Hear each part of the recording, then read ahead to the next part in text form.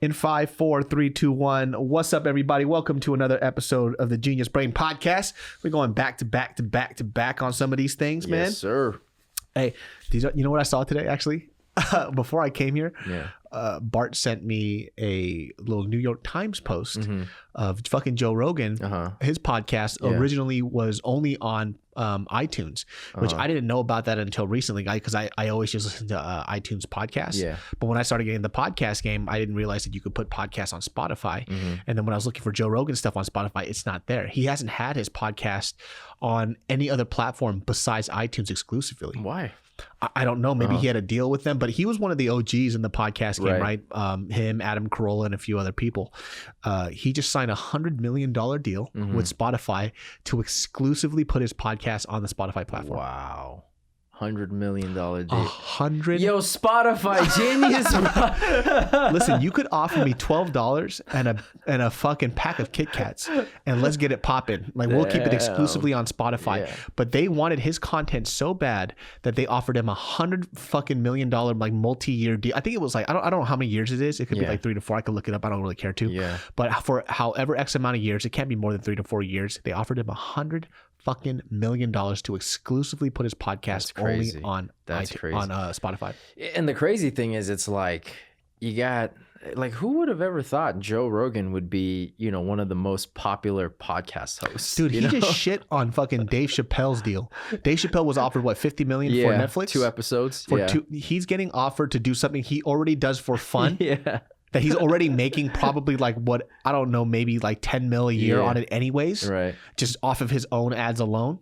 Yeah. To do something he was already doing and just putting it on one platform, which is Spotify. That's the only change. You fucking up, bro. What am I doing, dude? Yeah. What are you doing with your life, I gotta start doing stand-up again. I gotta start doing all this other stuff, man. This guy's so much better than me in every fucking aspect. And he has like a fucking massively devastating taekwondo kick. You know? And he's basically me, you know? I'm only one. He's using my martial art. We're pretty much the same fucking person. And he has the cutest golden retriever too. Have you seen that shit? No, I haven't. I didn't even know he had dogs. And Marshall Rogan is his golden retriever's name. That's a pretty dope name. Fucking Marshall Rogan. His golden retriever is hella cute, dude. He has the life, man. Yeah, well, that, and now his owner has $100 million more. What do you need that extra $100 million for, man? What does he need that extra $100 million for? Hey, nobody's gonna complain with making an extra $100 million, though. It's not a matter of real. need. Somebody says like, "Hey, just take your podcast and put it to somewhere else. I'll give you $100 million." It's like, that's it. There's no strings attached. No strings attached. Just be here for 3 or 4 years. But you can't put it on anywhere else but our platform, Spotify. I'll give you $100 million. Why the fuck? Where do I sign? Where do I fucking sign? Whose dick do I have to suck? Let me go at it. Let's do it right now. No, you don't understand. We're already offering it to you. You don't need to suck dicks. As a show of gratitude, because I was willing to suck it for far less. In Korean culture, I have to do this. I will bow and suck your dick. I'm actually a relative to Andy from the Fire documentary. I'll do whatever I can, and I'll suck some. I'll suck some fucking dick right now. $100 million. Do you have any idea what I would do if I made $100 million? I mean, I would still continue this podcast, but I would say a lot more crazier shit. That's for sure. No, for sure. I mean, look, man, $100 million is obviously a life and a game changer to most people, right?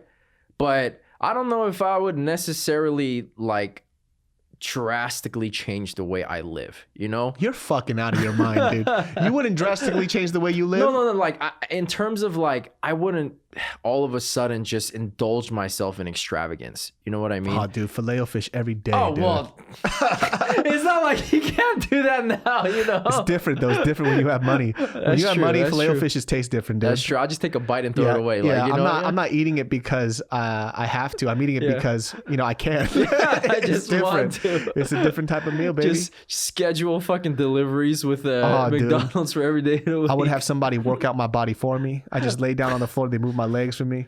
Yeah, no, I mean, I don't know. I just don't think that I would go to like the other end of the spectrum in terms of like extremities. I don't think I would be like, oh yeah, now I got $100 million. I'm gonna fucking live life like I wasn't living before, you know? Dan Bilzerian, dude. Well, that guy, he was living an extravagant life. What does Dan Bilzerian do exactly? Why does he have so much fucking money? Yeah, so that's a question that has everybody has wondered about, you know, because he said he made his money from playing poker, right? But when poker players talk about it, they don't really know who he is. Yeah, they don't really recognize as a dude that's been in the circuit, like really grinding away. Sucking dick. That's how I got and that so money. like the rumor is that his dad was an extremely wealthy guy, and he just kind of trickle down effect, the wealth trickles down. And then he's like down decent to him. at poker, and he kind of used that angle to say that this is how I made my wealth. Exactly. He like was able to create a brand and a platform around that about his Playboy image, and then you get sponsorships from that. I don't know how true it is though. I don't think he's ever confirmed, because people have asked him time and time again, like, where do you get your wealth from? Yeah. And the only concrete answer he gave was that from playing poker. Like, I became a multimillionaire from playing poker. But like I said, the poker players have a different idea on it. Like, how much money could, like, if Phil Ivey was like, I know Dan, he's been in the circuit, grinding away, and he's won a lot of these tournaments. But like Phil Ivey is somebody who you won't question. Like, he's a multimillionaire from being a great fucking poker player, right?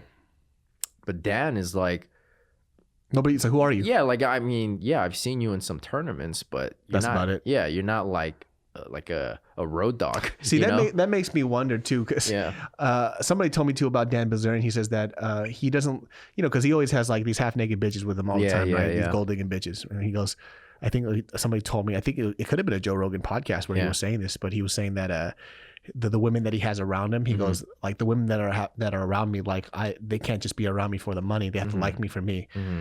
Shut the fuck up. There's no way. Nobody's going to like you for you. How the fuck would you know? How the fuck would you know? All right? You gajillion. You think these fucking half naked bitches are around you because they're like, this guy right here, he's something special.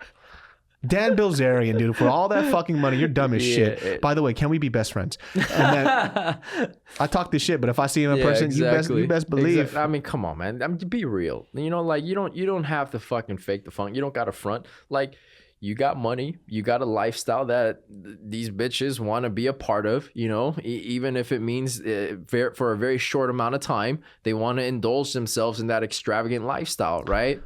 It's like, how, like those you said, don't give a fuck about your personality. Man, exactly. What are they fucking sucking your dick and like, I like your mind? Nobody gives a fuck about that shit. The thing you kind of talking about Dan Bilzerian is kind of reminding me of like the Showtime Lakers and like what Magic Johnson's life was like. He was getting his dick sucked by the Showtime Lakers. Bro, no, like the Showtime Lakers, the team. Oh, I thought you meant like the Showtime Lakers. For some reason, I pictured cheerleading girls. No, like during the Showtime Lakers time, he was getting his dick sucked. During the Showtime Laker era, I mean, they were Showtime on the court and off the court. It never stopped. And I was watching like a little documentary about it. Like, it's insane. The amount that, like, the guy did basic math on it, and Magic Johnson had a quote where he said he felt like it was his responsibility to service as many women as possible. Like it was his God-given calling to this service. Dude. Like, the way he worded it really made it sound like it was like a public duty that he was. He said this in public? It was a public quote. That's fucking hilarious, dude. Yeah. And he goes, I don't know why I had AIDS. Well, and that's another thing too, is that how great his PR team must be to where he completely shifted the narrative. Like, this was a dude that had AIDS. I mean, it never, he had HIV. It never got to AIDS, right? And because of his wealth and because of his fame, obviously he has access to like, new blood all the time. Yeah, new blood, murdering babies for new blood. Yeah, exactly. Shout out to Magic Johnson, dude. Yeah, experimental treatments and like the best doctors, and he was basically able to. I mean, he still has AIDS, but he's able to keep it. He has it no more. No, he still has it. It's just not traceable amounts. Yeah, you can't. They haven't found like a vaccine or a cure to get rid of it. Oh, I thought he got it. No, I thought it was done for. No, he still has to take his treatments, and what it does is it keeps it at bay. And so that sometimes it's not even traceable in his blood, but he still has. Oh, dude, I thought this will beat AIDS completely. No, dude. No, he didn't beat it. He just managed it. You know? So if I had an open wound and he spit inside it, I got AIDS then. Is that what's gonna happen? Very possible. But yeah, like, I feel like a lot of the younger generation might not even be aware that Magic Johnson had AIDS. You know what I mean? Like, they just see him as, oh, he was a ex-Laker, a guy that's an overall likable and charismatic guy who a lot of players and people respect. And it's just that dude, like ambassador of LA, right? He fucking brings sports teams and like elevates them. And then he owns all these businesses in LA, right? Highly successful businessman. But then there was a point where it was like Magic Johnson. That was AIDS. A crazy time, you know, since we're talking about AIDS, because there was an AIDS pandemic. Yeah, right? There was. I'm not sure if it was obviously a global pandemic, but during that time, wherever it was, like the 60s or the 70s or some shit like that, AIDS was a huge fucking thing. Yeah. Somebody older told me it was almost like everybody was scared to have sex at that point. Like nobody wanted to have sex. Yeah. It's like if I stuck my dick in somebody, like Eddie Murphy said, like on Raw, my motherfucker would explode. You know, so I wonder how they dealt with that shit. Oh no, Magic Johnson had apparently he no problem. In that quote that I'm telling you about, he said unprotected. It's my duty to have unprotected sex with as much bitches as possible. Yeah, exactly. Okay. So like, it's crazy that, you know, they would, no matter what city they would travel to, on deck they would have like 40 women at the hotel lobby waiting to be serviced by the Showtime Lakers. That's fucking funny, dude. Yeah, another like 40 notes from women, like perfume scented notes, you know, saying that they, you know, call me or, you know, I want to hang out with you. That was the OG DM back in the day. Yeah, dude. exactly. You the would OG just spritz, DM. on a little. They staple a panty on it. And they put a dove on it and send it to a messenger exactly. dove. And then so like pre-game, post-game, traveling on the road, like it was nonstop. And then what kind of put a damper on it was one of the Lakers. It was this I forget what position he played. I forget his name even. It was this white dude, but he just had this reputation of being as dumb as a rock. Like he just was not a very bright guy. Yeah. He JaVale just he just, I guess, told his wife of what was going on, you know, and like what him and the team was partaking in. And then so that wife called the other wives of the players. Of course she would. And then the funny shit is these other wives, some of them was like, yeah, I already knew what's going on. It's like I was one of those girls too. Yeah. It's like, it's cool. It's just one less shit I got to do for them. You know, I just got knocked up. I was smarter than those bitches. And then other wives are kind of like, oh, you know, I had a hunch and, you know, I'm not too happy about it, but what can you do? And then so, what can I do? And she got this fucking $20 million ring on her finger. Well, what can I do? Exactly. But it's kind of crazy how like that Showtime era did the amount of fun and like other players too on other teams and other celebrities, right? Apparently there was this thing called like the Forum Girls and the Forum parties, right? Mm-hmm. So at the Forum, they would have these post-game parties and like it was basically known to be just riddled with girls, you know? What is that like, man? This is why, because of stories like this, it's very easy to believe all these Me Too stories. Yeah, you know? yeah, right. Just because, I mean, there's so many stories about Bill Cosby. You know, I've said this too. Yeah. The first 12 women that came out, I was like, them bitches lying. But once lady 800, 907, you know, 8,672 came out, I was like, this motherfucker did it. And that's the sad part though, right? Yeah. Because for me, his legacy and what Bill Cosby did for me, like made me not want to hear these stories. Because I personally just didn't want to believe that somebody, the Jello pudding guy, the guy that was, the guy that really just didn't even used to shit on other people for cursing, right? Yeah. There was a story that Eddie Murphy told where Bill Cosby almost ended Eddie Murphy's career because of how much he made him feel bad about his content. Right, he was because he was cussing and all of that, right? He goes, this is not comedy. This is not what you do. Yeah, like, it's not wholesome enough, you know? Lo and behold, he's fucking forcing his dick in bitches. Mr. Rape over here. He's over here raping, sorry, not bitches. He's raping women, you know? Like it's like he's just going to Sunday service. Like it's just something he's supposed to do. I think that's kind of like the fine line between, you know, celebrities who overflex their power and celebrities who just kind of like skirted it a little bit, you know? It was like, because there was a thing too with Magic Johnson's house parties. It was like notorious, right? Yeah. Everybody wanted to come to these parties because they knew it was just like an orgy-filled party. Like by midnight, it was like a rule everybody had to have been getting it on. If you're not getting it on, you are banned from ever coming to this party. That room must have smelled like ball sack and pussy. Yeah. That shit must have been disgusting. It's like, was somebody doing Bikram yoga in here? Yeah. Like, what does that smell? Like, oh my God. It's like, yeah, that's pussy. I'm certain of it. Like, that's definitely puss. I could tell. No, but then like the story is that all the women who were invited to this party, it was like a foregone conclusion that they were down. Like if you weren't, if you stepped in, this is what's up. Right. If you're coming here, then this is what's happening here. Right. It's already understood. And if by an off chance you're not getting it on by midnight, then Magic Johnson is going to personally come to you and let you know. No, not fuck you. Oh. God, that got dark real quick. It's showtime, baby. Yeah, it's showtime, bitch. You know what time it is. Nah, he would personally come to you and let you know, like, it's time to be getting it on. And if you're not going to do that, then you can leave and you're never going to be invited to this party. So, like, that's kind of like the fine. He's not getting rapey. He's just letting you know, like, if you're not down with this, if it's not consensual sex going on by midnight, then you gotta get out. Okay. Yeah, you can be anywhere but here. You gotta get the fuck out of here. I had no idea Magic Johnson was like that. Yeah, man. Now the whole AIDS thing makes sense. It's like it's like that. If the fact that he only has HIV, you know what I mean? All right, the math was like 2,000 something women a year. That's fucking crazy. A year, you know.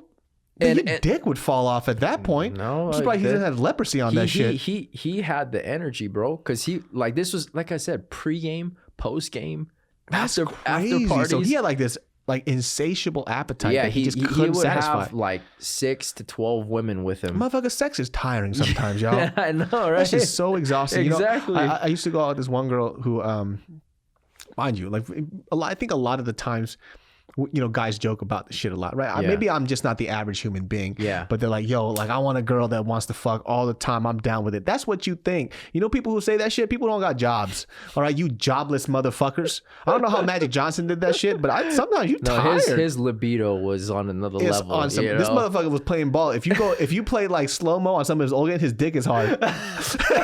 That's how he would keep people away on the defense. It's like, the fuck, is there a third arm on me? What the fuck is going on? Is this? This fool had like the best fucking SWAT stat ever. This fool swatted balls with his dick. But that's just so crazy to me that like he was having, you know, sex with multiple women before the games and he still played like that. Like, that's insane. Where do you get the energy, man? Like, what type of blood is running through your veins? Dude, after I have sex, dude, I'm immobile. You could rob me at that point. I would do nothing. Exactly. Well, that's the whole point of the orgasm. It's just right? Like, all right, I'm fucking done for the day. That would help him fucking perform his shit. Yeah, that's weird. Apparently, I guess it's like, you know, one of those people that small group of people where they get high and they're productive. They're actually productive when they're high, you know. Yeah.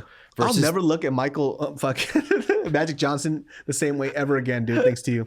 No, all right. You want me to ruin another player? Not that it's somebody that you don't were say fan Kobe. Of. No, not Kobe. Karl Malone. You know, the mailman. The mailman. He was delivering dick everywhere. No, I mean worse than just delivering dick. You know, this dude got a fucking 13-year-old girl pregnant. You know that? He has a kid from this 13-year-old girl. It was when he was in, I think, high school, you know, and he was like this local star, right?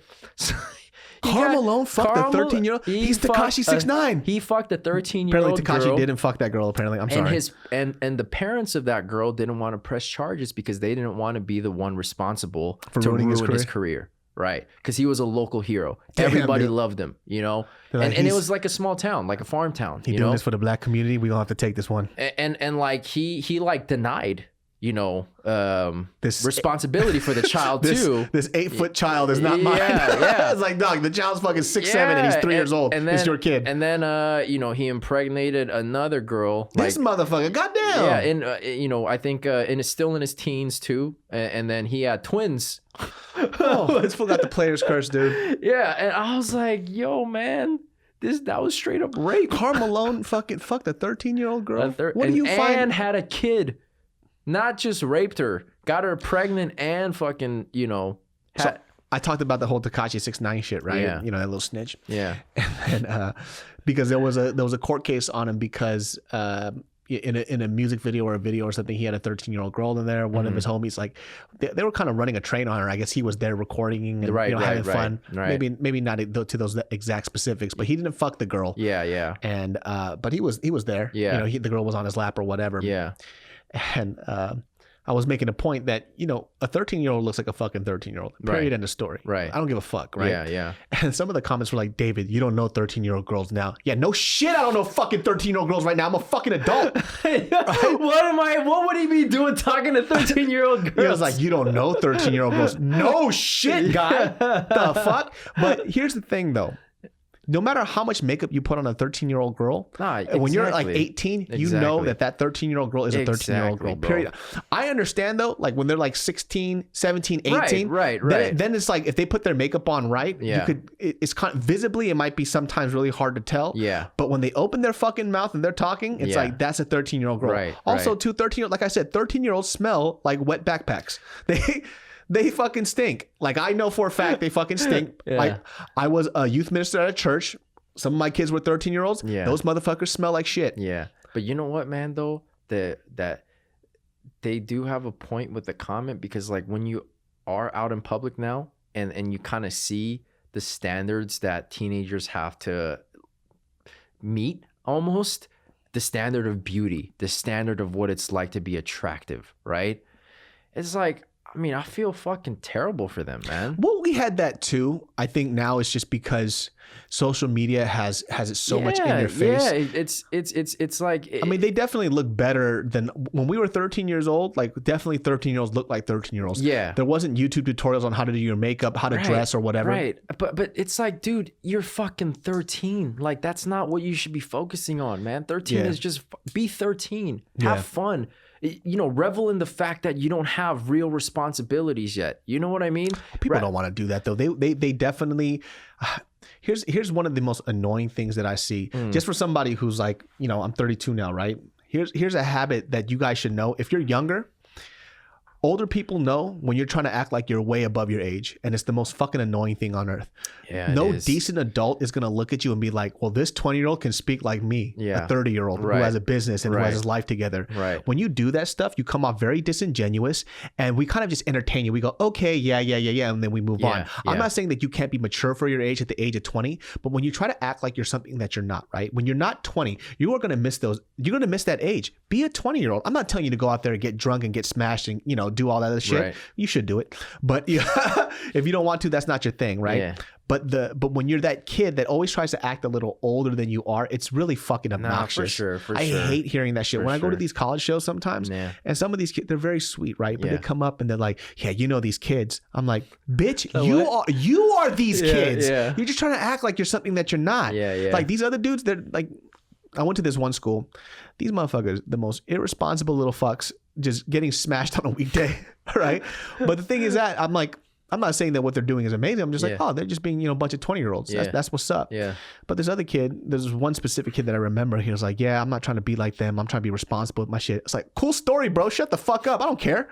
Like, what am I going to invite you to my hotel so we can have some coffee and talk about life now? The fuck? Yeah. Like, why are you talking shit about them? They're just doing normal shit. Like, if you don't like it, you don't got to like it. But it's that snobbiness, that fakeness of like trying to be older than you actually are. It doesn't help, man. Just be you. No, for sure. I mean, look, like you said, it's one thing to be like more mature for your age, but don't try to act like you know more than you actually. But you know what? I can't even say anything about that, because I was that kid too. Like when we were growing up as teenagers too, think about it, man. Like our parents would pass on, wise, worldly, experience-based advice to us.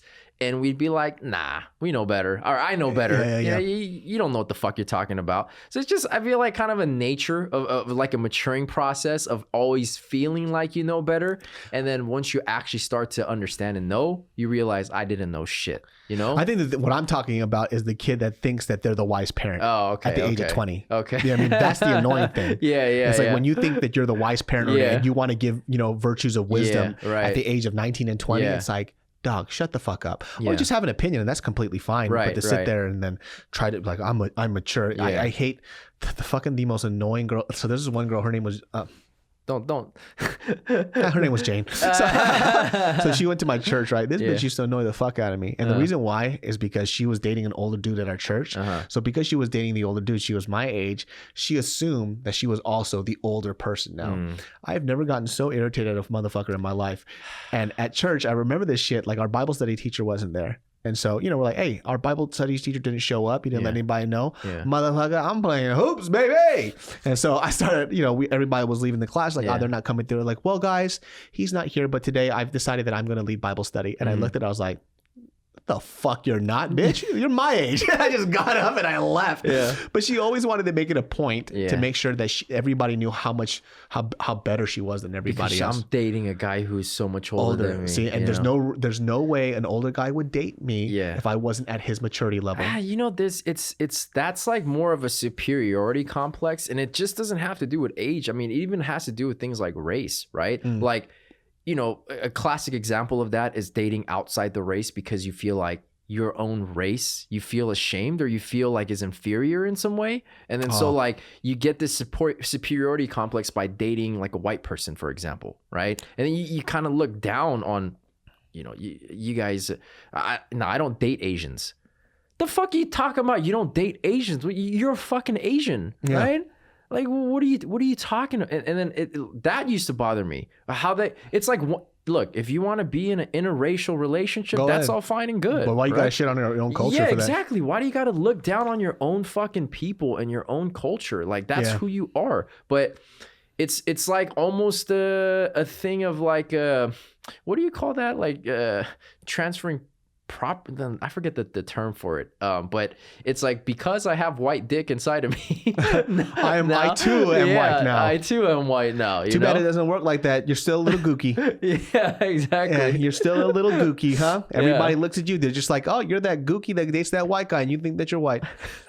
Or the other way around. Not just women too. You know, it's just for guys too. You know, I mean, but. Yeah, I've definitely had experience with a handful of people like that, you know, during my life, and it just always bothered me, man. I never understood that too. Like, where I wonder what happened to that person as an individual that made them say, "I will never date an Asian man or an Asian girl." Yeah. Or, you know, I'm pretty sure they have that like in their own races, right? Like I'm pretty sure there's like, you know, black folk. They're like, "I'll never date a black man," or "I'll never date a black woman." Yeah. And I wonder what happens. Like, what was the trauma that you linked with that in that situation that made you self-hate so fucking hard? Right. Because I don't really understand that. For me, like, for example, I didn't think that I would end up with a Korean girl, and I happened to have, right? And it wasn't because I hated my own culture. It's just because I grew up in an area predominantly where there wasn't a lot of Korean people, so it's not stuff that I really found that attractive, right? Like, culture-wise, I thought it was so different, but later on I found out that, you know, being a Korean American and being born in Korea, speaking Korean,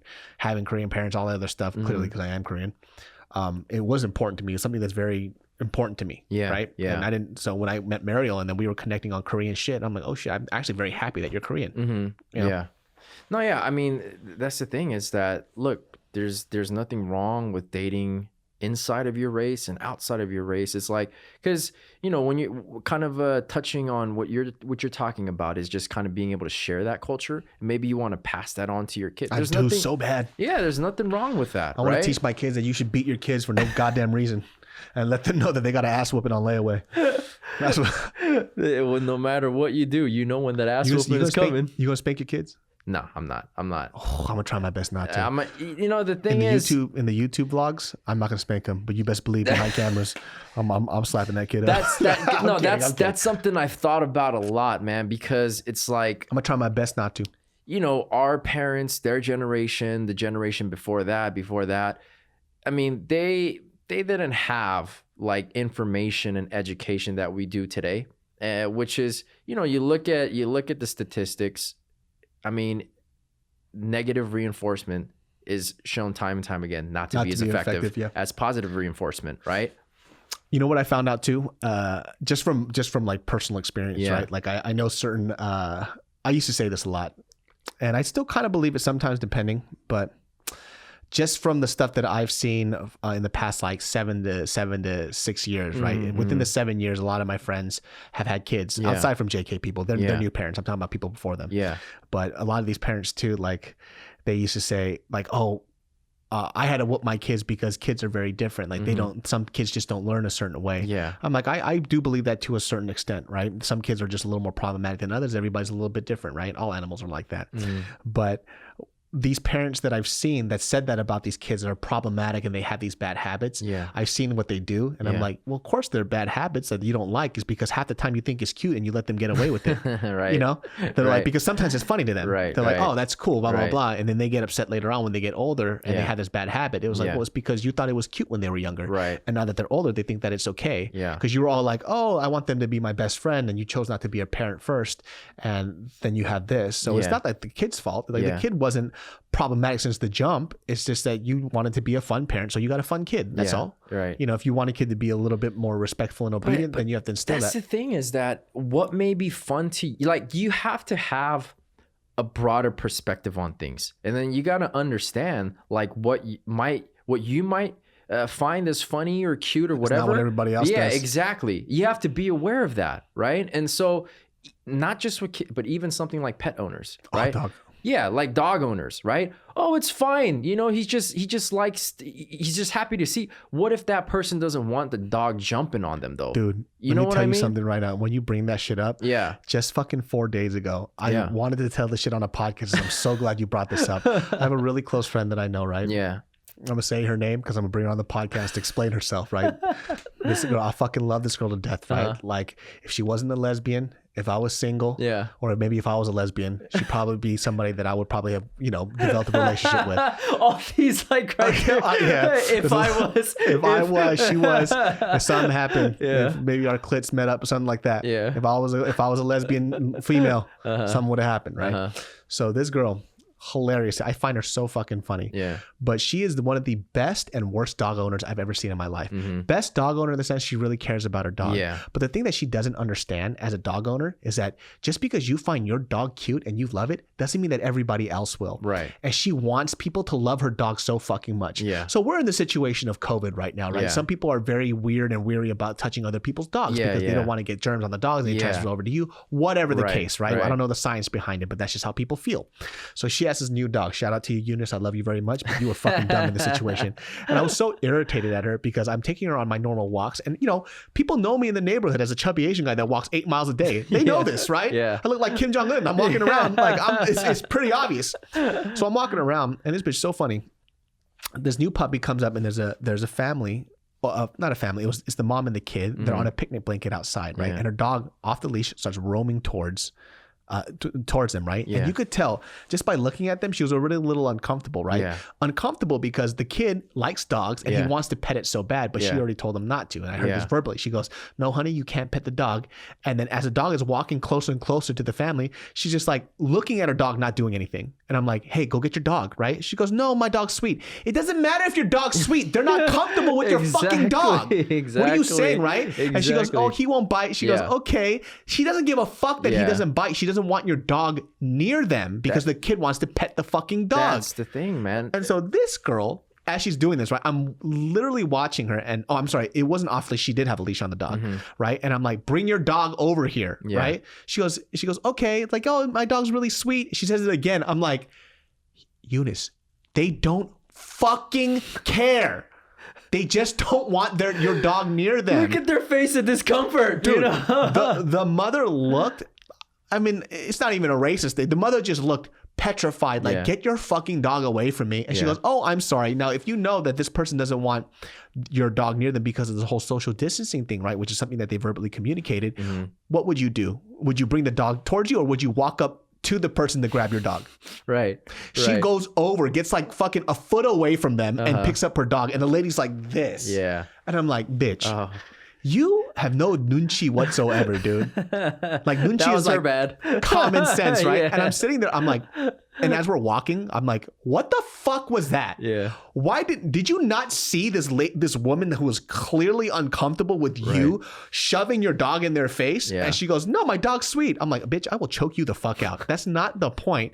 She's like, "Why are you mad at me?" I'm like, "I'm irritated at you because now I'm known as the guy who brought this psycho woman with their puppy, just forcing it on these white families, dude. Like, leave them alone."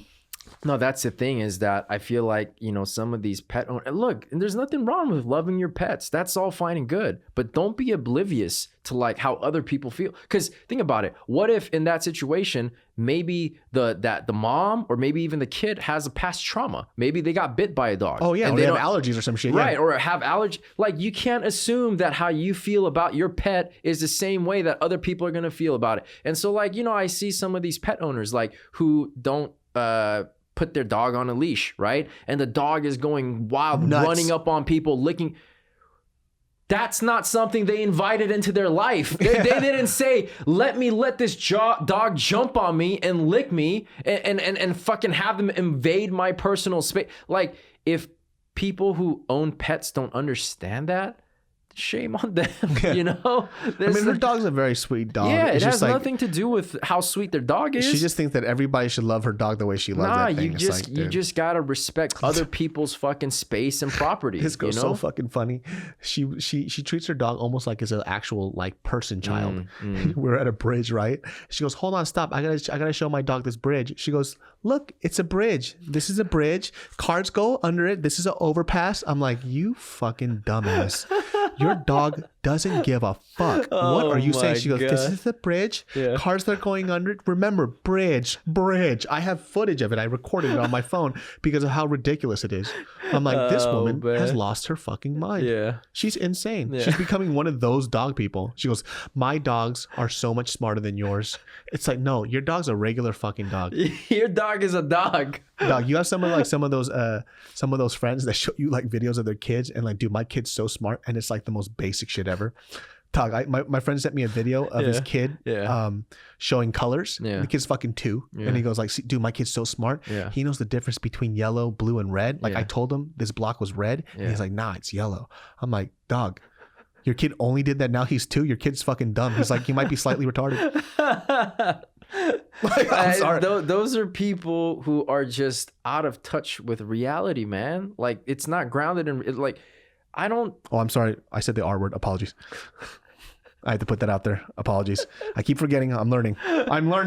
Well, not if you know, the child is actually retarded though. You know? I don't think we're allowed to say that at all anymore. I found that out. So I found out that you can't use the word retarded for anything, for even inanimate objects, because I thought retarded was an adjective that you could use for anything. Like if something is malfunctioning, it's like it has like a retardation, right? But that word is so sensitive, you can't even use it for like inanimate objects, even though it's not referencing a person. People get mad. Right. I mean, like, so that I know it became much more like culturally sensitive, I guess, in pop culture, right?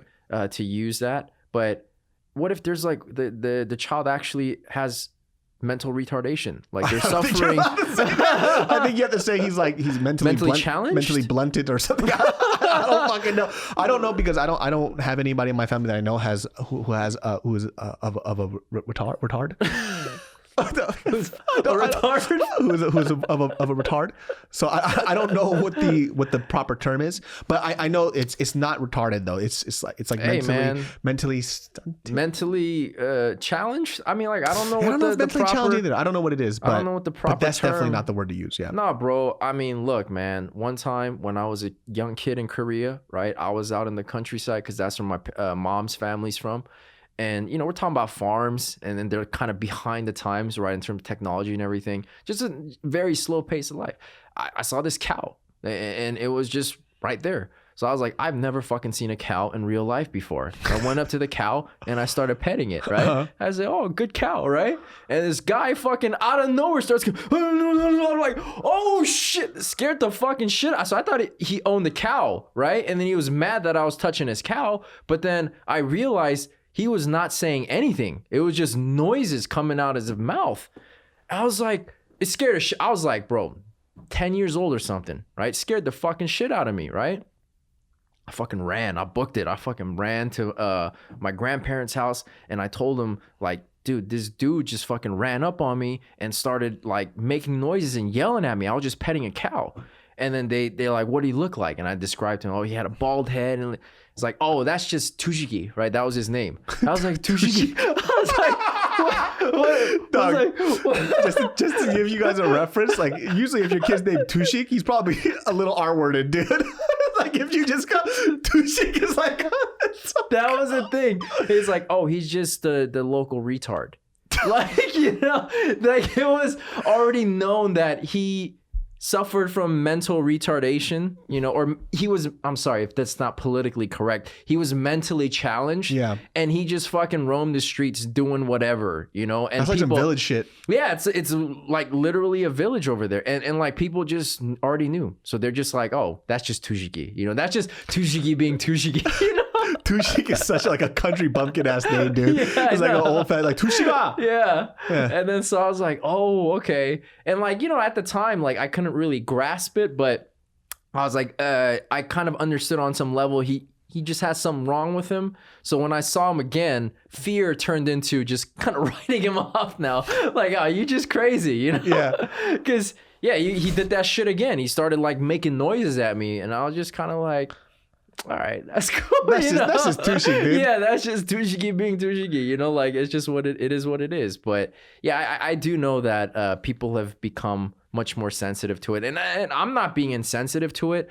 I'm just kind of referencing it from a cultural standpoint where we grew up in the 90s and people just kind of used the word retard or retarded for a lot, and it wasn't saying it in like a negative way, like, oh, you're a mentally challenged person. She's like, that's dumb. Yeah, it's just dumb. Just like, you know, how using gay for things became much more sensitive too, right? Times have changed a lot, man. I'm really trying to keep up. Like I said, if I slip up every now and then, I know. Like I said, I didn't know about that until this podcast. People are like, yo, you can't use that for anything now. Like people just take it the wrong way. Right. I'm like, I understand. Like it's not from a world that I come from, because it's not like I have a child who is mentally, is it handicapped, mentally challenged or something? Yeah. So it, you know, obviously it doesn't sting personally. Yeah. So I get it. Yeah. You know, like that's completely. No, that's the thing. Like I respect it. You know what I mean? I'm gonna just call people Tooshiks now from now on, dude. Dude, look at this fucking that's Dooshik. Dooshik, man. Yeah, dude, I'm using that shit now. Shut the fuck up, you fucking Dooshik, dude. Yeah. No, but yeah, I definitely am.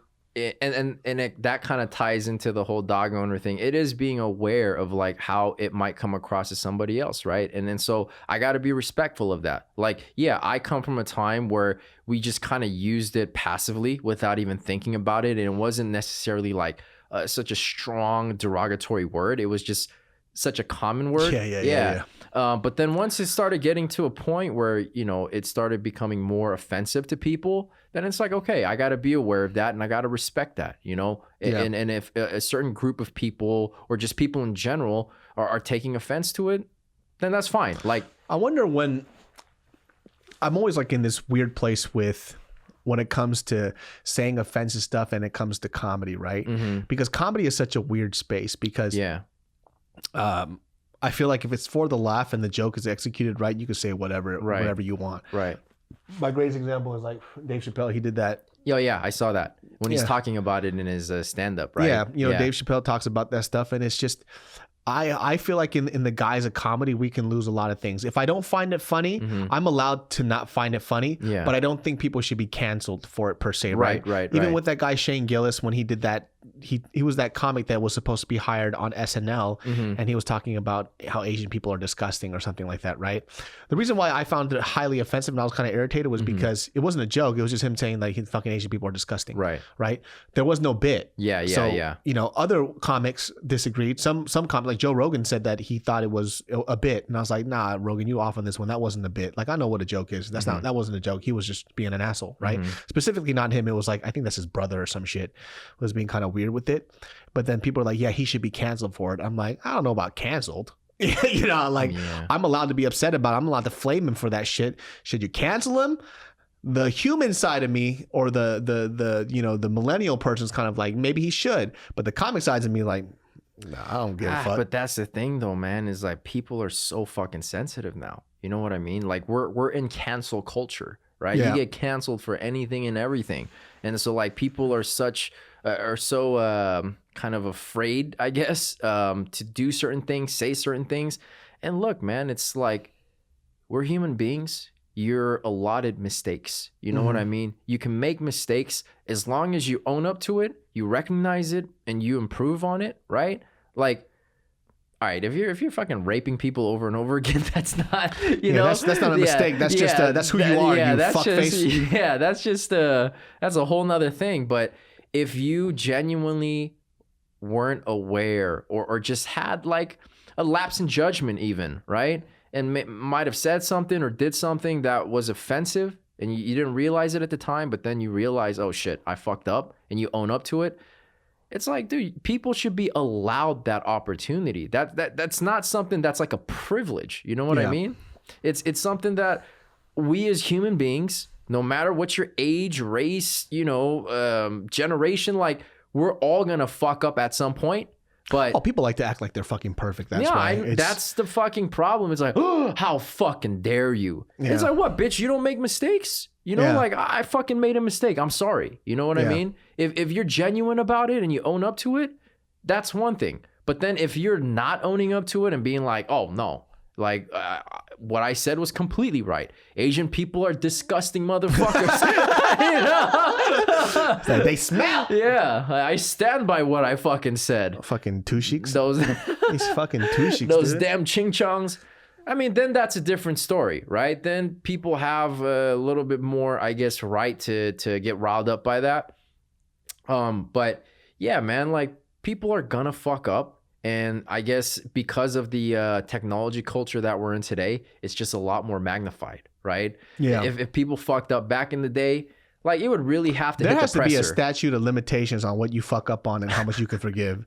But you could dig up a lot of shit in people's personal past that you've done a lot of fucked up things. For sure. So it's like, how much can you hold on to that person if they're not doing it anymore? Yeah. Like, for example, there's this guy, a part of this channel called Eater. I'm not sure if he's still doing it now. Mm-hmm. I forgot his name exactly, but he did something called The Meat Show. Okay. And he reviews a lot of places. He's like one of these dudes that are, a self-proclaimed expert, or maybe he is an actual expert. All things that are protein. Does he ever beat the meat though? Of course. That's exactly. That's where they found him. They found him jacking off in a corner. They're like, you look like you know about meat. Yeah. But this motherfucker, he apparently back in the day, and I laugh at this because it's so funny.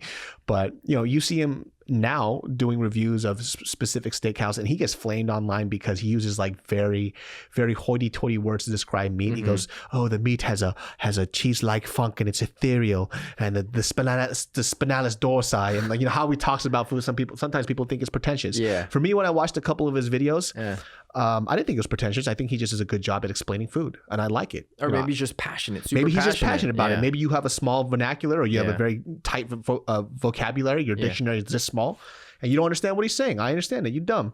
Like, I didn't understand what he was saying half the time, but I was like, oh, that shit sounds delicious. Yeah. But he, back in the day, used to be a skinhead.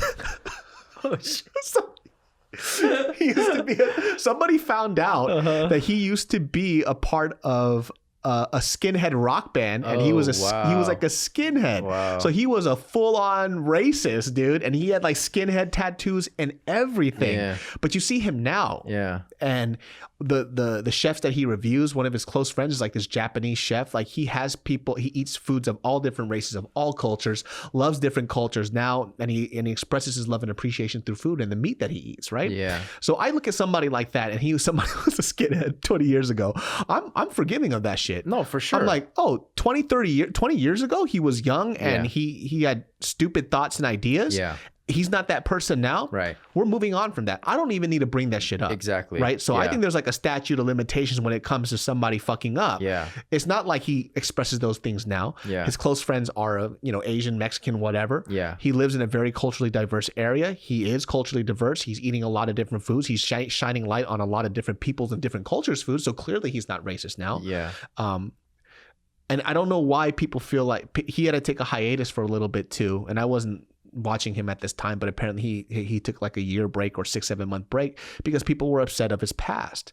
But for me, I'm like, why do you care so much about his past now when right now he's a good person? Exactly, man. That's what I'm saying. It's cancel culture, man. Like, people are up in arms about, oh, this person did this. What is his name? I gotta look it up. Yeah. Go ahead. And it's like, come on, man. People fuck up. People make mistakes. Yeah, and sometimes those mistakes are more extreme than other mistakes.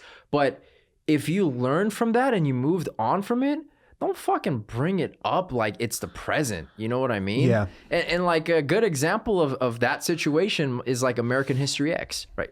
Great fucking movie, by the way. If you haven't seen that movie, definitely check that out. Oh, that's the first time I learned about curbing somebody. Yeah.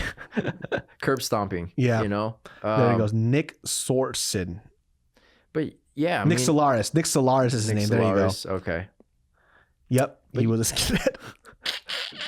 I mean, look, man. Was it wrong that he had those type of ideals? Sure. I mean, does it not give him the opportunity to improve as a human being, though? No, absolutely not. And the fact that there are people trying to deny him now of who he is and was like, no, you were this. Yeah. You should be punished for that, right? I'm sure this dude had his like interior moral and ethical qualms, right? Yeah. Of like how he looked at life and how he looked at race, apparently, right? I'm sure he went through his own inner turmoil to get past that.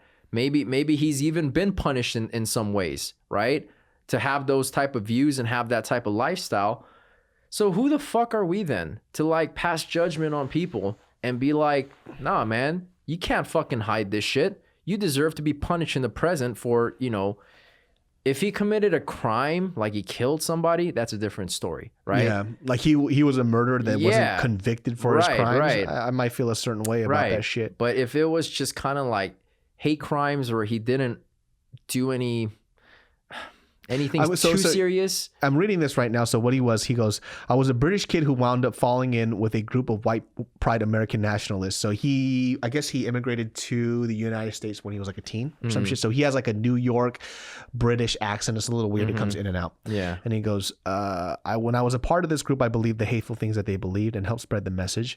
I was the lead singer of a popular hardcore band and fed off and indeed contributed to the darker impulses of this scene. Yeah. I'm ashamed by what these materials reveal about my past, but I'm proud to state that clearly and unequivocally that I condemn racism, intolerance, and bigotry. I could not work for a company like Vox Media, which strives for culture of diversity and inclusion, or write about the joyous world of food in New York if my views were not diametrically opposed to those I held back then. Right. I agree. I mean, look, I agree. It's not even about what he says. It's about how he lives his life. That's the only thing you need to look as like an example, right? If this dude is living his life in a way that it would pretty much be impossible if he still had those views and thoughts and ideas. But the dude is living his life. Let him do him, right? Like, I agree. Yeah, we're not in a place to fucking pass judgment for something you did as a teenager. My God, I did stupid shit as a teenager, right? Oh, for sure you did stupid shit. Yeah, for sure I did. But like, if people, you know, if I was in a place of like, you know, celebrity and people were trying to dig up shit like that and fucking, I don't know, sabotage my character now, who I am now.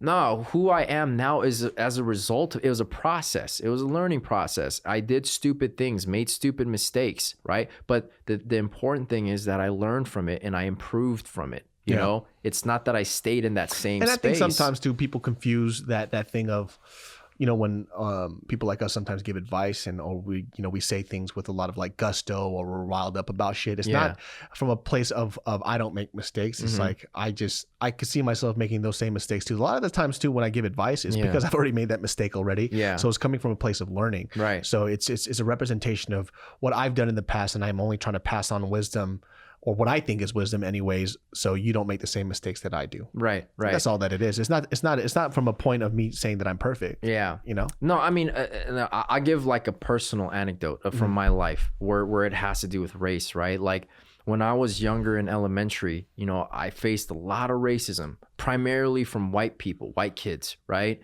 And so I started to develop this kind of like real hatred for white people. Like, I started to think all white people are like that. Yeah. But that was born out of such a limited view of it. You know, it's not that I had this diverse experience of white people from all different places. It was like in a neighborhood or at school or whatever, like these white kids were just constantly fucking hating on me, right? Yeah.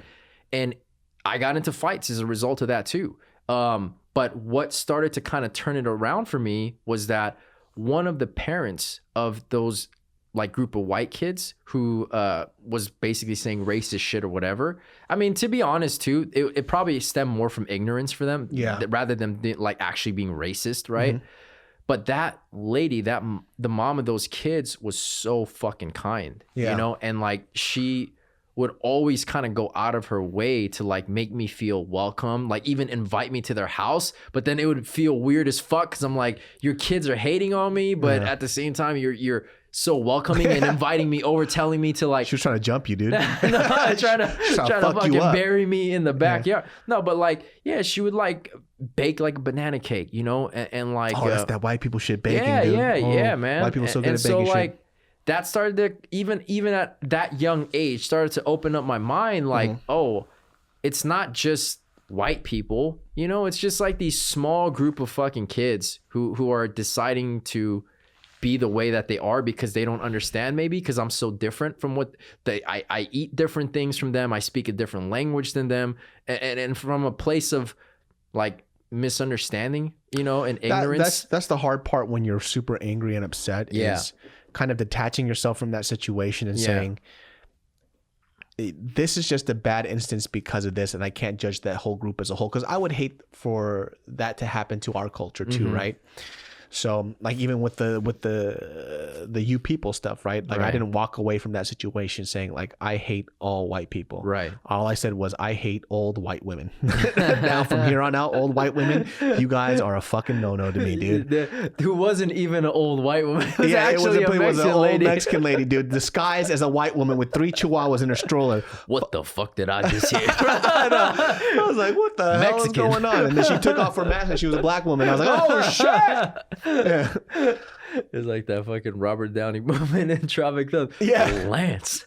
The fuck did I just hear, Lance? It's like, Mexican. The fuck did I just hear, Mexican? Dude, Tropic Thunder would not survive in today's climate, man. Tropic Thunder. You know, I saw the kind of the conversations about that, and I really wonder, man. I really don't think wonder. so, man. I think people will be up in arms about that shit just because of how. I think didn't Robert Downey Jr. almost win like a fucking award for that fucking film? I don't know. But look, man, like, hey, that shit. People have commented on it and said, "Look, man, that shit was hilarious." You know? Yeah, because. I mean, the Robert Downey Jr., he's making fun of these people, these method actors. Exactly. That's the point that people need to really look at, is that he's making fun of those method actors who get so lost in their craft that they think that they could be black and it's cool. Right, exactly. Right. It's a lapse in judgment, you know? It's not stemming from a place of like negativity per se. They're on your side. They're making fun of people like that. Like these people are fucking dumb. And it's done in film and just in comedy. That's what I'm talking about with that line of comedy. You know, how much can we police comedy to a certain extent? Yeah. If you don't find it funny, you don't have to find it funny. But like the canceling part is the part that I get a little weirded out about. Yeah, the canceling culture is it's like a knee-jerk reaction. Yeah, you know? And you know, with comics too, when they kind of work out their stuff, because when I used to do stand-up comedy pretty consistently, I don't do it as consistently anymore. Yeah. But when I was really enjoying it, like you hear people bomb their sets all the time, and the next week when they come into, let's say we're doing a similar set later on, I'll hear their set again. I'm like, oh, it's different, and it's so much better. Yeah. And they're working out these kinks. You know, they're trying to push the envelope, and then sometimes when that envelope gets fucked, when it's a little too much, they go back, they rework it to make it funny again, right? And I think Dave Chappelle does a great job with that too. Like he says some shit. Just to bring it up on it, I think it's Sticks and Stones. He did a joke about abortion, right? And so when he's doing this joke about abortion, I think a lot of people too, if it wasn't Dave Chappelle, they wouldn't have let him finish the joke, and they wouldn't have even heard the joke, right? Yeah. So how he starts off with that abortion joke too, he's basically saying like, I don't care about it either way, right? He goes when it comes to like the topic of abortion, and he kind of says something a little disparaging, right? And then people get a little quiet. But it was leading up to the full joke where he's saying, I don't give a fuck either way. It's like, you could do it or you can't, but it's up to the woman to decide that shit because it's their body, their choice. And the joke that he's leading on to that, he's saying like, he goes, but I also believe if you're a woman, you want to keep it, I don't got to pay shit for it. My wallet, my choice. You know? Yeah. So he leads up to that joke. But imagine if somebody in the middle of that set got fucking upset and they cut off that joke. And then all they heard was him saying like, I think abortion is wrong. Yeah. Yeah. Right. Yeah. But that was him. That was the setup of the joke to bring it up to that. Yeah. But if somebody cut him off because they were upset and they started booing him off stage, you wouldn't have got to hear the whole set, and you would have fucked up the set. Right. And that's what I get worried about too. That's one of the bigger reasons why stand-up comedy for me started getting a little boring. People weren't setting up jokes right because they're afraid of backlash. They're not saying good shit. And then on the other end, because a lot of people aren't making great comic jokes now, and they're teetering on the line of not being offensive. There's people who go too far this way, where it's just not funny, and they're just saying asshole shit. So there's nobody doing both and balancing it out to make it fucking funny. So now we have asshole comedians right here that are just saying what's the word that I'm looking for? What do you call that shit? It's a phrase for people who just say stuff to incite anger or some shit like that, or incite, like just doing like really outlandish jokes. Yeah. And then you have other people on this side that are just doing too many PC jokes because they're afraid to say anything. Right. And it's the most obnoxious thing on earth. Like, have you heard of stand-up people who go, hey, so like, first of all, fuck this whole COVID thing. I'm not racist against Asians. I like black people too. It's like, bro, just say the joke. Right. I want to hear the fucking then joke. You gotta set it up where you make sure people know. By the way. It's like the joke's already bad now. Just fucking say the joke already, because you want to be on everybody's side. Like, I want to hear the joke. I want to hear your point of view. And comedy sometimes it gets a little watered down now. I mean, yeah, and Dave Chappelle touches on that, right? Of like how sensitive people are, how brittle their spirits are, right? But I mean, comedy is essentially social commentary, right? Yeah. Like, if you can't joke and laugh about what's going on in the world, right? And like, I think an interesting point that Dave Chappelle made too is that there's always somebody who's on your side. Whether you're a fucking, skinhead Nazi or you're a liberal, like, there's somebody who's always on your side. But at the end of the day, we're just comedians, right? And there's like different ways of how they're going to execute their comedy, right? But he was kind of making a point of like, even within the comedy world, there are people who are straight fucking racist, but we don't really go too deep into that, right? It's just like, we're going to talk about what we're going to talk about. It's meant for us to laugh at and kind of look at it in a different perspective and just leave it at that. That's why I miss Patrice O'Neal, man. Rest in peace, dude. Patrice O'Neal, he said something so profound to me that, especially, during a time for me now I'm giving less fucks again. When I first started in this space, I could give a fuck less what anybody thought. I said whatever. Yeah. But as people started getting more sensitive, I started, pulling back a lot of these jokes. Even in my stand-up started becoming really weak because I was afraid I was going to offend people. Right. But Patrice O'Neal said it the best. He goes, when you do stand-up comedy and you're doing this set, half the room should be cracking the fuck up and half the room should be mortified. Right. Because you're saying something. Right. You're not there to get people on your side. You're just there to make somebody laugh and make some social commentary. And that's really what it is. Yeah. And that's why I stopped doing stuff where people are like, yo, do you think this comic is trash or whatever? Sometimes I feel that way, but other times too, I could look at people's set now, and even like film, books that I read, and just to go back to stand up.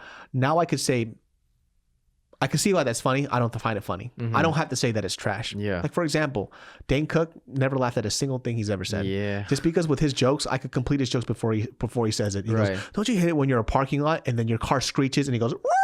I'm like, what are you saying here? And what? Right? Yeah. But there's a reason why he was selling out stadiums, why he sold out Madison Square Garden. People find him funny. Yeah. Just because I don't find him funny, it's not my cup of tea, doesn't mean that he's not killing it. Doesn't mean that he's not funny. Yeah. I don't find it funny. That's all. Yeah. No, and I think that's true for everything, not just comedy, right? Yeah. Clothing, fashion. Yeah. I mean, it has to be polarizing on some level. Like, you really want to draw a hate it or love it response, because if you get something in the middle of like, it's cool, then it's forgettable. Polarizing art is the best art, man. Yeah, absolutely. Fucking Kanye West, dude. Yeah. I mean, because to a degree, you're trying to stay true to yourself and like have your craft reflect that, right? And sometimes it might miss the mark in terms of like it not being popular on a wide scale, right? But at the same time, like, you, for whatever reason, felt that that's what you needed to express at that point in time, right? Yeah. Maybe that's just where you are at in life, and you need to get that out of your system to move on from it, whatever the case is. But if you don't draw that type of response from people where they feel so strongly about it, of like, yo, that shit is dope as fuck, or that shit is whack as fuck, then most likely you're going to be forgettable. And being forgettable in this day and age is like, I think the worst thing that can happen to you, because there's so many different things vying for people's attention. You're getting bombarded constantly on social media. Isn't that so hard? Isn't that so interesting though? How I think that because of the space and how much art is so readily available. Yeah. I think one thing that people are forgetting too, is what are you saying when you create this art? Mm-hmm.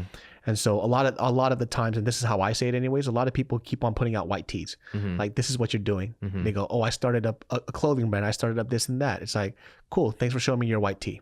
I'm an artist. I drew this. Cool. Nice white t-shirt. Mm-hmm. That's what I see a lot. Right. People show me their music, right? Yeah. And there's a lot of shit, the music that I don't really like, that I don't really fuck with, but I can see why it's dope, you know? But sometimes when people show me stuff, they go, I did this. I'm like, cool, nice white t-shirt. Mm-hmm. It's not anything. You're not doing anything with this. What you showed me was a blank canvas that anybody can put their art to. Right. Like, your stuff isn't really that special, and people don't understand that because they keep on trying to find the norm. Yeah. I think, like, here's a great example, right? So, you know, we started up that company, Secret Society. Yeah. I think the really cool thing of what Secret Society was doing comparatively to a lot of what other people do, the designs that you saw in Secret Society that you still see up now and is still running, you don't see other people that started up on the YouTube space that is attached to a brand like that. Period. End of story. Right. They're long tees, they're hoodies with this small little graphic on that shit. Yeah. Secret Society didn't have any of that. Our first line was all fucking handcrafted shit, dude. Right. All that shit was custom spec. Our shirts were fucking custom spec, right? The way it looked, the way it designed. Even our just basic white tees. You know what I mean? Like, that's not some shit that we got a blank of and then we just slapped something on there. Everything was cut and sew. Everything was our spec, and we went through rounds and rounds of sample to make sure that it was right before we went into production for it. You know, and so like, you know, here's the thing. Like, when we talk about something like art, which is so subjective, right? Even like the clothing line, Secret Society, right? There are people who are going to look at it and be like, yo, that's whack. And that's fine. Yeah. That's completely I'm okay fine. With that. Yeah, that's fine. I would rather have that response that you say, yo, this shit is whack, than you say, that's cool. You know, I would much rather have that response. And then so it's like, within that, even let's say for me, example, I'm looking at somebody else's shit, whether it be music, whether it be clothes or whatever, and I'm thinking that shit is whack. I could say that, but in the same breath, be like, but I respect it, you know, because I'm also aware, maybe that's not something that I would want to do. Let's take music, for example. I find this rapper to be whack as fuck. It's just not a style of music that I would want to do, right? But then also realizing that's not something that I can do, even if I wanted to do it, right? And because of that, I respect that. You know, and there is a space for that, and there are obviously people who are gravitating towards it and consuming it. And that's an important thing too. It's like you can't just be dismissive of like, that's whack, and as a result, I think this person has no creativity and no right to do whatever he or she is doing. It's like that kid Lil Yachty, you know, when I saw his stuff, I fucking hated it at first. Like, I really did. It's easy to dismiss it, right? Yeah, and I was very dismissive of it. I still don't like his music, period, end of story. But at the same time, I can see why people did like it, right? Yeah. Like, I think like it spoke for a generation that's not my generation. Yeah. These kids didn't care about lyricism. They didn't care about a dope beat. They just wanted to have somebody just rap stupid shit, and that's what they vibe with. Still think it's fucking dumb, but I understand why it was successful. Yeah. So like not being dismissive of somebody's art, because art, once again, is very subjective. Yeah. It kind of brings introspection into your art and like what you're doing, right? Because you can't I mentioned this before too, like, in order to be an artist too, which is something that I always struggle with, you have to be a consumer of art too, period. End of story. If you're not consuming art on a daily basis, how can you create art? How is that possible? Like, I see a lot of people think, I want to do music, right? I'm like, cool, who are your favorite artists? What's the shit that you like listening to? They don't have an answer. It's like, so you don't consume art, but you talk shit about other people's art? How does that make sense? Right. How do you do that? Yeah. I mean, and look, like, basically you have to be a student of your craft first, right? To understand, okay, these are the people who came before you. These are the people that were great, and they were great for these reasons, and to understand that, right? I mean, I had a moment when I was working on my first mixtape where I actually kind of quarantined myself from music because I didn't want to be influenced by what was popular and by artists that I liked. But at the same time, that doesn't mean that I didn't study, prior to that of all the, because you have to emulate in order to find yourself, right? Yeah. You start emulating what the greats did, like who your favorite rapper was, and I started emulating those guys, and then from within that I start to find out my own kind of things that I want to write about, things I want to structure, how I want to structure my rhymes, right? The type of beats that I want to explore, you know? And then from that, you start to kind of build yourself. But if you have no knowledge of your craft and you didn't study it at all, then how can you know like what was good and what was bad before you know? It comes from that perspective of a lot of the times too. Like we want to be a critic first, right? And it's easy to be a critic now. You can be a Yelp person easy. Yeah. I fucking hate Yelp people so much with everything that I have, dude.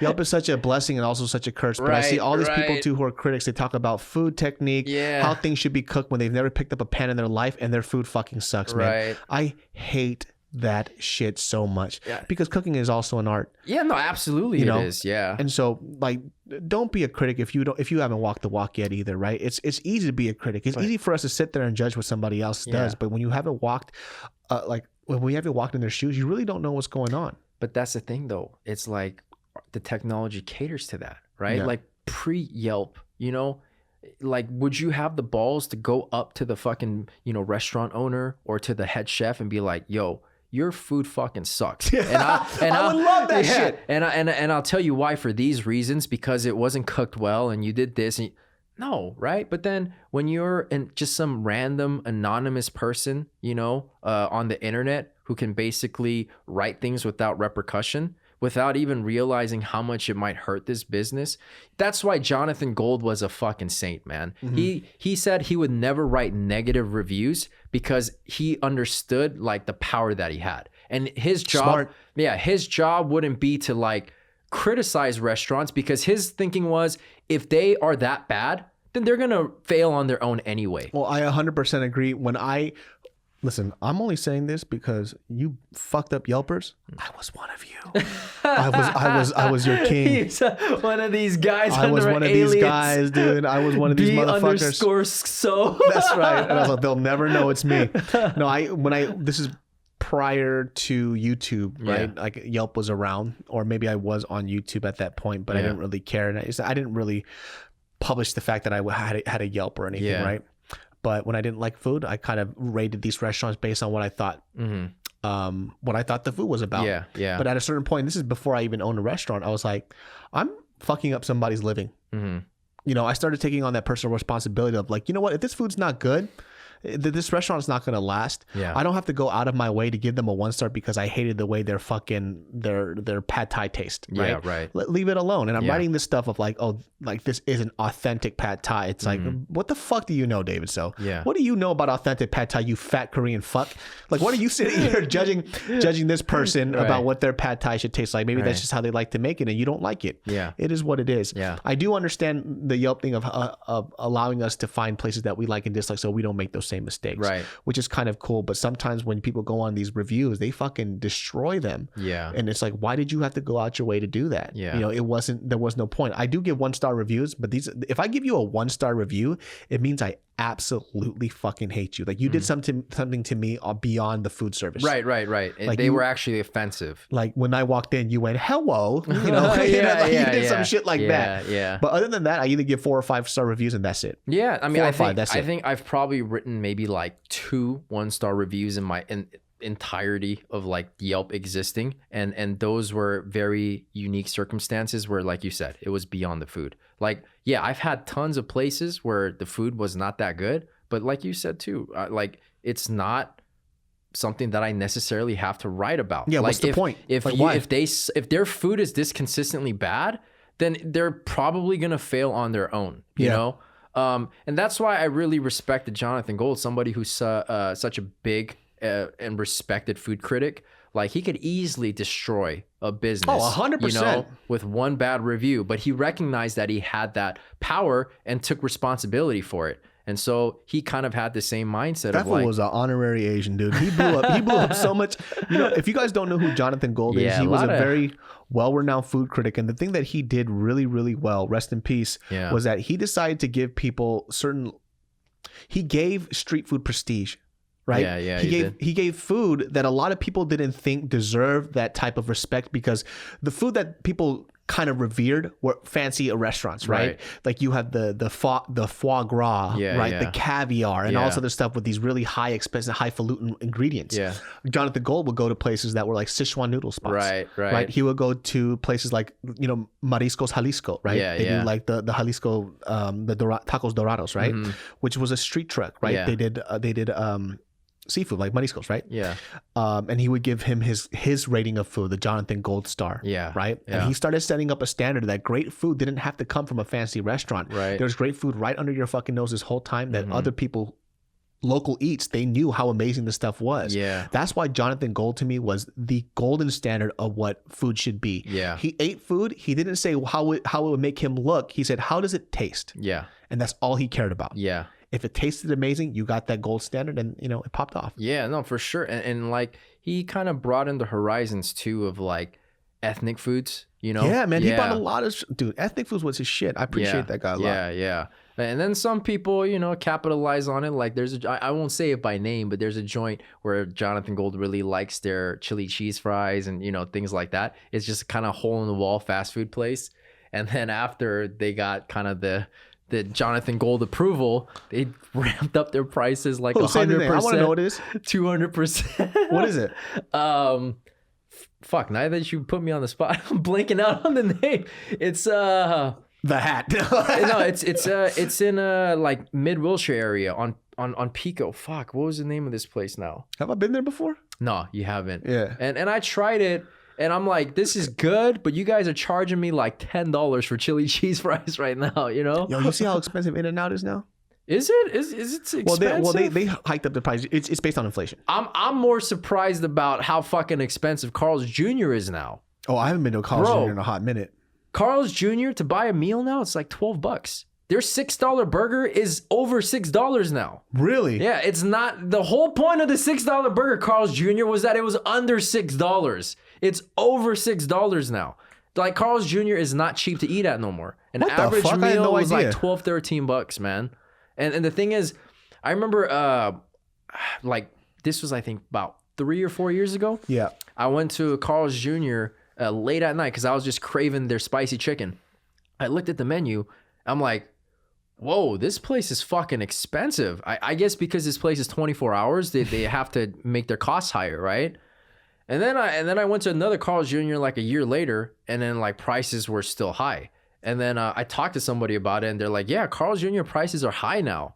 When the fuck did this happen? Hey, they only good for their fucking crisp cut fries, man. Oh, that's crisp cut. Their crisp cut fries is my shit, bro. I love their crisp cut fries. I don't know why when you said Carl's Jr., I just got reminded of this clip that I saw on Twitter of two crackheads blowing crack smoke in each other's asses. I the second I don't fucking know, dude. Carl's Jr. is supposed to be like super fancy and shit, like on the fast food ends. But for some reason, when you said that, I just remembered this Twitter video where I saw two crackheads blowing crack up each other's asses. I'll show you that shit later. That shit was hilarious, dude. These motherfuckers literally bent over. Yeah. His mother took a hit of a crack pipe and said, and he blew that crack smoke into his asshole. And that fool turned around, took a hit of the pipe. That fool bent over and he blew the fucking. Oh my he blew god, bro! What platform is this on? On YouTube? It's on Twitter, bro. Oh my god, man! I love Twitter though. Twitter got some funny ass shit. Yeah, they do got some. I mean, Twitter entertains me sometimes and it infuriates me sometimes, Oh, for sure. Yeah, because I see kind of the stupidity that's on there and I'm just like, fucking hell, man. Why? Yeah, but let me tell you something. Watching somebody blow crack smoke in somebody's asshole, that's one of the best things I've ever seen in my life. I don't know if I want to see that. I'm going to send it to you. I'll send it to you anyways, dude. You see that shit, the stuff, crazy stuff that people on crack can do? Like, you saw the guy that did a backflip off a building? Like a two-story house. He does a backflip and lands like straight on his face or his back, and he just gets up and walks away. People on crack are amazing, dude. I mean, because they fucking become superhuman. You know? Dude. You see that dude that was walking around like a skunk or some shit like that, or like a possum or some shit. What the fuck? Dude, when I'm up late at night, I look at some of the dumbest shit. Some people enrich their lives with knowledge. I look at videos of crackheads, dude. That shit's fucking amazing. Nah, I mean, trust me, I've looked at some pretty foul shit. Like, my tolerance for foul shit is pretty high. And I'm talking about like even morbid shit. All right. If you guys want to test yourself of like how much you can handle, runthegauntlet.com. That is what the fuck is that? Is that like rotten.com? No, it's like so basically it's a series of videos, right? Like stemming from all different kinds of shit, but it just gets worse and worse and worse. I can't do that shit. And like there's a clip of a girl eating smegma. Oh my. Yeah. Andrew, what the fuck are you watching, dude? Hey, I didn't create this site, bro. I've just been made aware of this site, you know? You made the site, dude. I know. I'm not like what the fuck? That's disgusting. It's like what's it called? 2 Girls, 1 Cup. Yeah, something like that. No, but that's just one example of it. There's other shit like a guy jumps off and then he barely misses going into the water, hits his face on like the edge. It's like it gets, and you see what his face looks like, you know? Did you see that clip of that dude? He's talking into the camera. Mm-hmm. I don't know what happened per se. I'm not sure if he was... Oh, the explosion. No, not the explosion. It's the guy video. That was hunting the bear. Oh, and he got half his face ripped off. Uh-huh. And you just see his eyeball hanging out of the socket. And he's talking in the camera. He goes, yep, I was going after this man. It's like his meat just flat. He's probably like in shock. He's talking to the fucking phone, telling everybody what happened as his dead bear is laying next to him, but the bear mauled half his face off. God. And then you see a photo of him after, and they reconstructed his face pretty well. Yeah. But he was probably in such shock that he didn't know what to do. Yeah, he lost one of his eye, but he still has the other one. That's very fucking lucky. Crazy, man. But yeah, there's a lot of crazy shit on the internet. That's Run the Gauntlet. How did you even come by that website? Dude, I don't even remember, man. I think like somebody told, because there are people that I meet once in a while where they're kind of the same breed. Their tolerance for like foul shit is pretty high, and then we'll talk about, oh, did you see this clip? Did you see? I think it came from something like that, and they're like, have you ever seen runthegauntlet.com? You know what? Now that I think about it, maybe it was one of my friends. I don't know. It was Dooshik.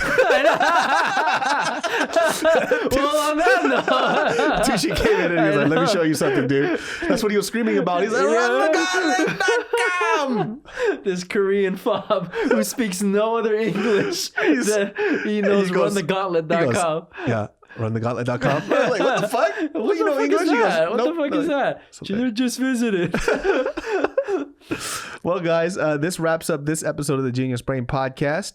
You guys can catch us on all audio platforms. We're a comedy podcast about bullshit just to keep you guys company on your everyday commute during COVID. But if it's not on your commute, it's just you guys jacking off and listening to shit, and you listen to this podcast. Yeah, and guys, support this man. I don't know why fucking YouTube is not letting him monetize this. Man. There's some bullshit. Like, this dude is doing this from the goodness of his heart for you, creating content for you. Talking about runthegauntlet.com. Yeah, Dooshik and Run the Gauntlet, you know? But I have a Patreon, so the reason why we have this new podcast off is because of the Patreon people. So they've been, you guys are paying the rent for this place, so thank you very much.